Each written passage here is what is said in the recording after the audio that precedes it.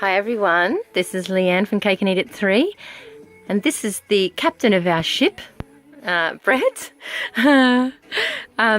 We are currently based in Perth, awaiting our departure in May, back to Europe to continue our road trip.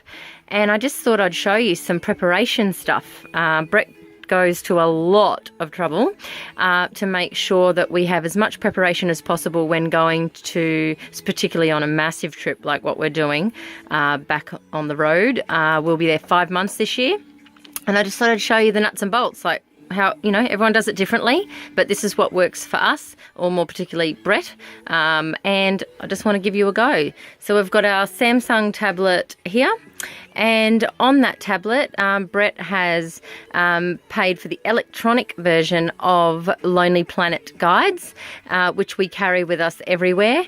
He's been a long follower and lover of Lonely Planet, with well over 20, 30 years. How old do you want to be, darling? Of travel. So, starting young, we have a long-standing passion. Second edition of Southeast Asia on a shoestring. Like. That's how old. Yeah.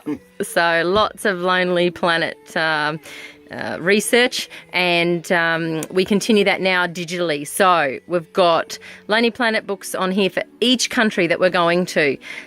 We have here a folded over A4 sheet, bringing it down to a C5, which actually stores inside the tablet perfectly when we're over there.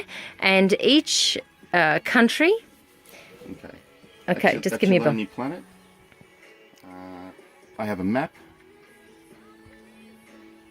And I circle each destination on the map where we'll be going. So after I've read it, I'll mark it on the local map, which is a page number. So there, map 148, map 227, so forth. In between these maps, within the book, there are destinations that we'll be going to. So I will mark that destination, each place within the book, by its map and the main map.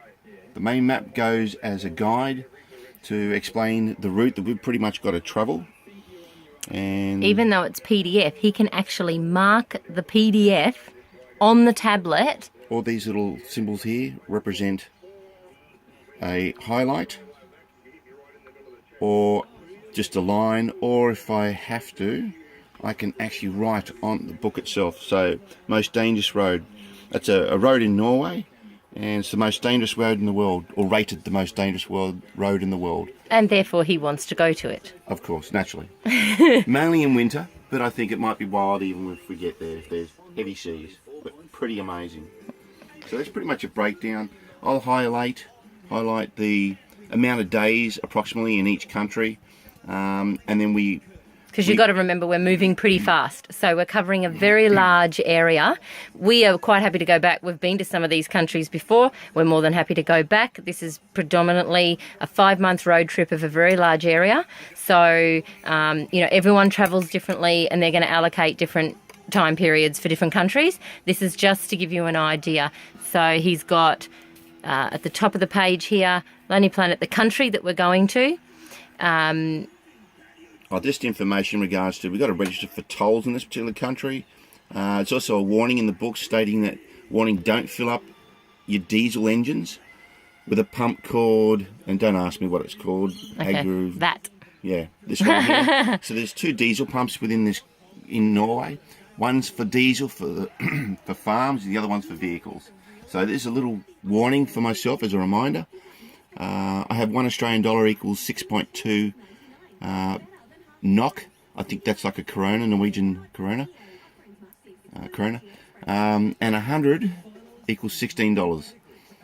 So it just gives me a basic understanding while I read the book of its general expense. Very, very helpful for budgeting when you're going through an area, where to maybe get your groceries before going into a particular country that you know is expensive. Before we go to Scandinavia, I think we'll be stocking up pretty seriously on alcohol. I know it's very expensive. Not that we have a problem.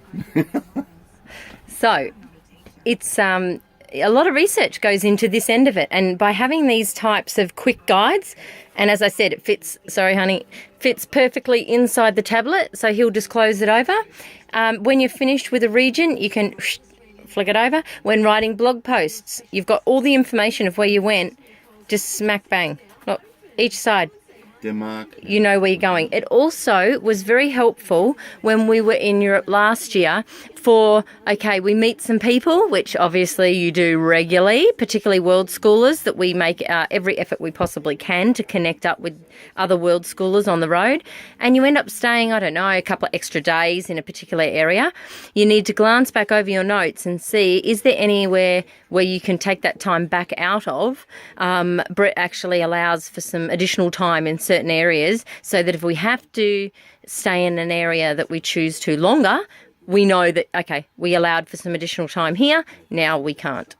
We won't have that additional time, but we've got to enjoy and spend time with other world schoolers, which, you do for social interaction, for seeing how other families do it, sharing your tips and resources. If we have to extend our time in each country, we'll drop a country off the end. So because we're happy to go back. We're happy to go back. Yep. We'll take what it takes to see all of Europe. We've got a vehicle there, and it is what it is. So, providing it's not one of the most expensive countries to go to, yep, we don't mind extending to whatever we need. Yep. So at the moment we're in Perth and we're experiencing absolutely glorious sunny days. Miss B, what did we get up to yesterday? We went on a trail walk. Yes? Your room's looking a bit messy up there, Miss Moo. So gorgeous weather, whereas back in Europe they're experiencing terrible storms. So we hope they get over them, get rid of that snow, that white stuff, and we'll chase summer as we normally do. All right, guys, that's just showing you one bit of what we do, and see you all soon.